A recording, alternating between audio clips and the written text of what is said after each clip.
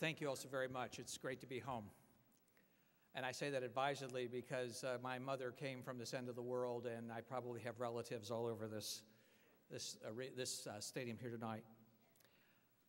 Members of the Board of Trustees, President Muller-Faria, Mr. Provost, Dean Smith, thank you all for having me back. And I want to start with something I hadn't actually planned on saying when I wrote the speech.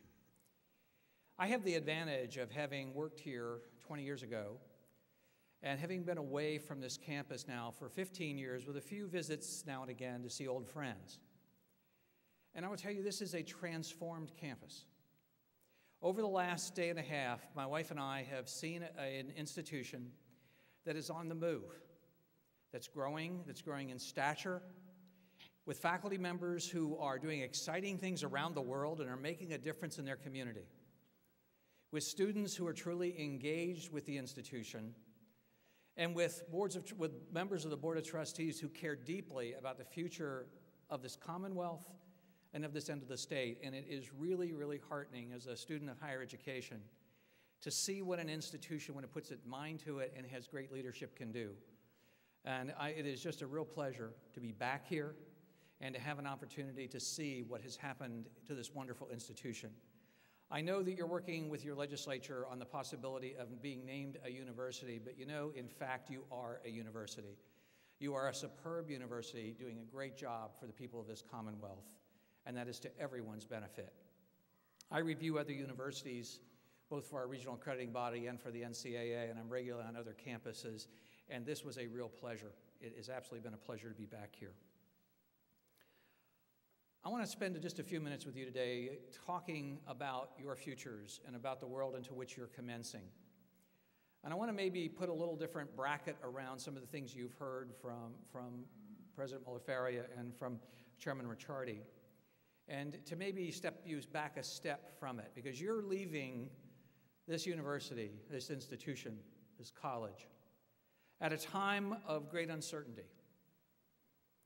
Unemployment in the Commonwealth is in excess of 9%, and I'm sure there are areas of the state where it is even worse than that.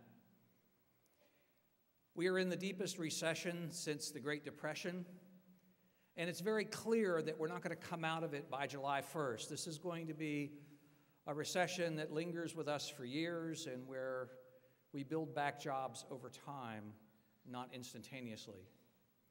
It's also a world in which the change that is happening is unbelievably rapid. Now, most of us who follow international trade and international economics have heard of the BRICS: Brazil, India, Russia, and China, and they're going to be the next big competitors. But if you follow the European news or you listen to the BBC, the commentators are now talking about a whole nother set of countries that they're calling the pigs. And that has multiple meanings.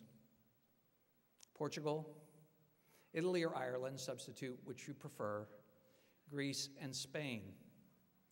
Greece's economy is on the verge of collapse. Spain may well go into default.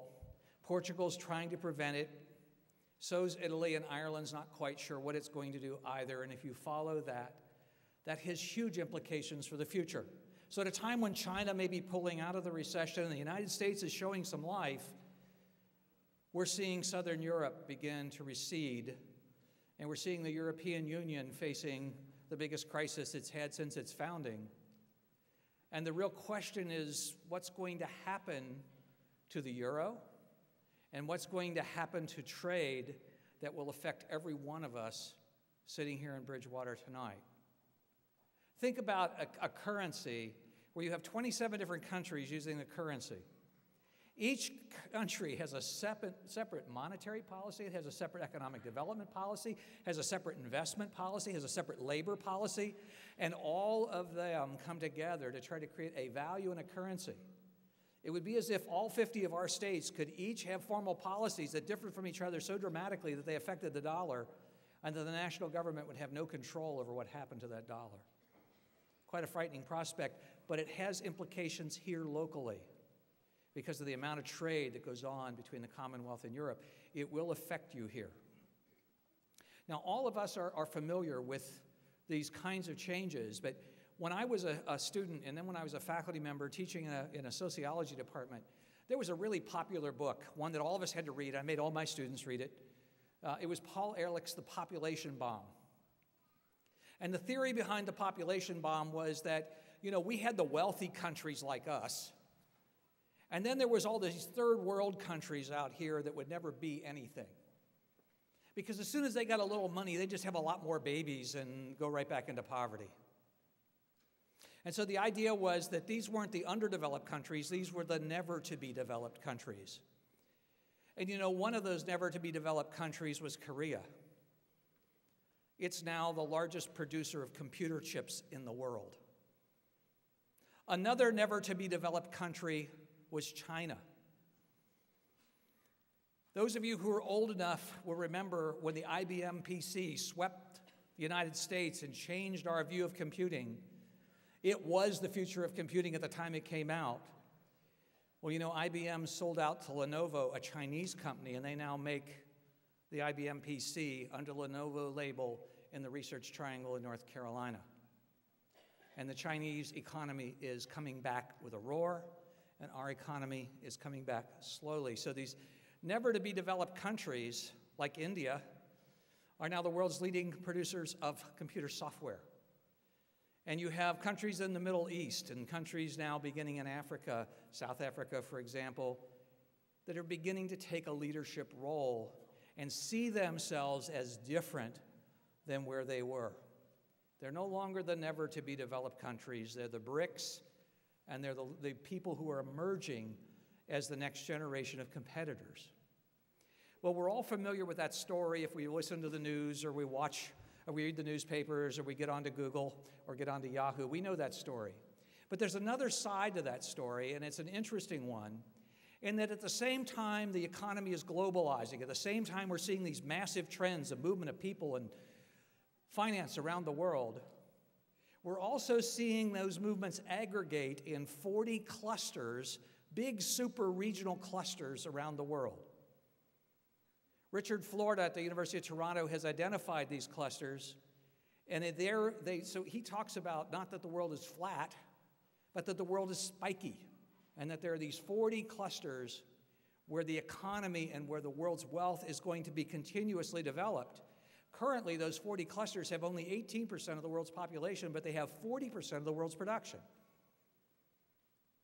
10 of those clusters are in the United States, and you live in the largest one of them. You live in the Northeastern Corridor, which is the biggest single economic cluster in the United States. At its base is finance. It has 50 million people. I live in a cluster that's called Charlotte, after Charlotte and Atlanta, the two biggest cities. If Charlotte were a nation, it would have an economy as large as India's.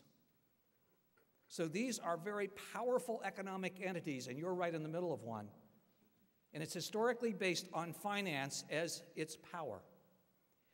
But the future isn't in finance. The future is in innovation and entrepreneurship. And I'm not talking only about innovation in business and entrepreneurship in business, but how we create better lives for ourselves and our children, and how we do so in a way that promulgates our ability to keep employment high, to keep wealth moving, and to assure the quality of lives for ourselves and our children. That's where the future is, and that's what Bridgewater has prepared you to do. If I were your president, I would be talking right now about a charge to the students. And the charge that I would give you is based in a model called Stewards of Place. And it's really, really important that you as graduates understand that your core role in the future has to be more than about making a living. If this country is to succeed, if your family is to succeed, if your community is to succeed, you really need to think seriously about being a steward of place, ministering, not being ministered unto. What does being a steward of place mean? Well, first of all, it means that you together create a community that has a vibrant, diversified economy. It means you innovate, you think about the future, you find ways to support each other and to support the lifestyles of the people of your community. So you have to have a vibrant economy at its base. That's a given. Secondly, you have to have a very high quality of life, and the only way that's going to happen is if you're actively involved in your community. And what does it mean to have a high quality of life? It means that your streets are safe. It means that your environment is clean. It means that your schools are good, that your health care is strong. It means that you have really fine arts facilities, that you value culture, that you care about the quality of your community. And the only way that's going to happen is if you take an active part. So that's the second dimension. You've got to have a vibrant economy, and you've got to have a high quality of life. The third dimension is participatory governance. Now, New England has a history of town meetings and town councils where people can come together, but it's critical that you keep that going and that you actively participate in making the decisions about the future of your community, about the future of the Commonwealth, because together you can create the other elements of this model by participating. So your education is much more than about making a living. It's about being an active member of the community. It's about valuing the community. It's about making sure that your family has a future. But there's one more element to it, and that's inclusiveness. Inclusiveness. Look, competition is just too great. It's just too great.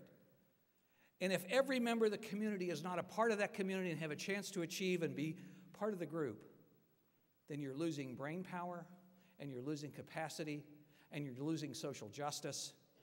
And the bottom line is, in the end, your community will not be as strong as it could be. And so as you leave this institution, as you leave this wonderful college, think broadly about your role. Clearly, you're going to try to make a living. But think about innovation. Think about being entrepreneurial in the way you help get things done in your community. Consider the value of the quality of life in your community, and together, you can create a future that really does protect our children and grandchildren and assure that you have good quality of life as well. That's really the message. And it's a difficult message. It's a tough message in the sense that these are difficult times in which to take on these tasks. But you've got the skills. I worked with most of these faculty. I know their quality. And I know that if you're graduating, you have got a great education. To every one of you, congratulations on a great job well done. And I look forward to seeing what the next generation of this great college does. Again, thank you.